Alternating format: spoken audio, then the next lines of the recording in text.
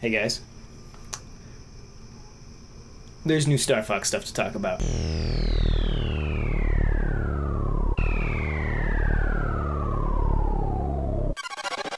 Hey everybody, John Reardon here for Nintendo World Report TV, and Nintendo just kind of dumped some Star Fox 2 goodness on us. So, let's do that.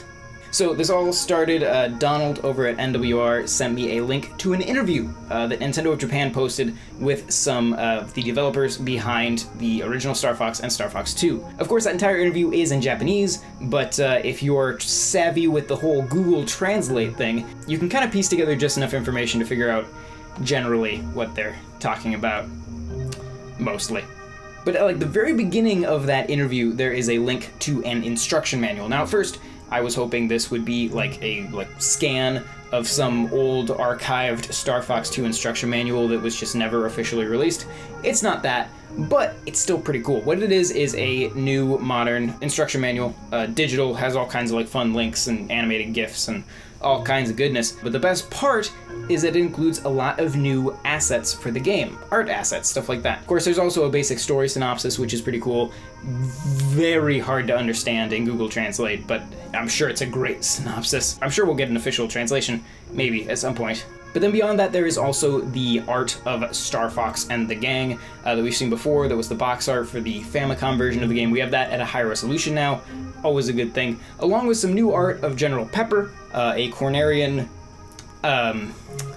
serviceman. I don't know what his rank is, but he's there, he's a dog. General Pepper has weird human hands, and it's hard to look away once you're looking at him. And Slippy is really happy to be there.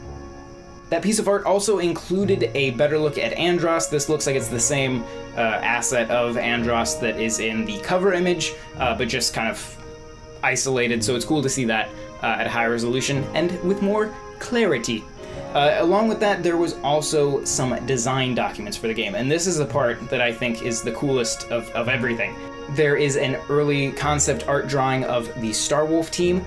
That's the first time we've seen art of the Starwolf team that isn't just their communication box, like the pixel art from the actual game. This is the first time we've seen their entire selves, and that's pretty cool to see. It's the oldest art we now have of Starwolf, which is wonderful. There's also a PDF that is thoroughly in Japanese, and I don't know what pretty much any of it's talking about, but based on the pictures, it seems to be the actual kind of concepts for the original instruction book, gameplay concepts, things like that, descriptions of how various gameplay mechanics work in the game, but all told through pencil sketches, which is always awesome. And finally, the coolest part is a bunch of really detailed drawings of Arwings, all three kinds, because if you played Star Fox 2, you know there are three different variants of the Arwing. There's the original one from the classic Star Fox, and then there's the light and heavy version.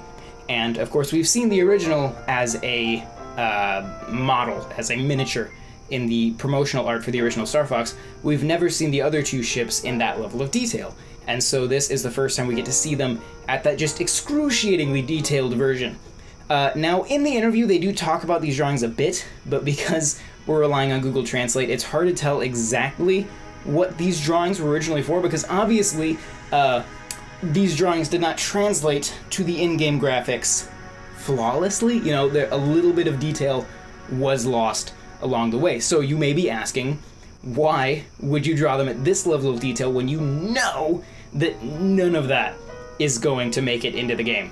It's just going to be a couple triangles. That's it. Well, there are a couple possibilities. In the interview, it kind of sounds, once again, kind of hard to understand with Google Translate. Hopefully we'll get an official translation at some point, but it sounds like it may be that they were drawings that were going to be colored in and used as art in the game's actual manual. It could also be that the designers were intending to do a miniature version of all of these ships like they did for the promotional material of the original Star Fox, which would have required a much more in-depth drawing to show how these things were going to transform. So who knows what they were actually for, but no matter what it is, they are awesome. And if you're as into spaceship schematics and way too detailed versions of those like I am, you will love these. It's so cool. I mean, they are intricate in their transformation. I mean, when you see the ships transform in Star Fox 2, essentially the wings kind of go put and go put, and that's it. Like, the wings transform into feet, and the nose gets a little bit shorter, and that's it. But when you look at these drawings, there's so, like, you can see all of the rivets and how, like, the little, like, side, the engines, like, tilt and then break apart, and then the leg comes out of the back of the engine and folds down, and the wing, like, compresses, and the nose tilts and goes up, and it's so detailed, and there's, like, multiple steps to each one. There's close-ups of how all the leg brackets work. I mean, it's ridiculous how detailed these things are, but it's awesome. And so if you're into that, check it out. There are links to the interview and both design documents, along with the manual, in the description, so check them out. And of course, as we continue to wait for the Super Nintendo Classic, as more Star Fox news comes out, you can always count on me to bring it to you. I'm ready, I'm waiting, I'm excited. It's gonna be great.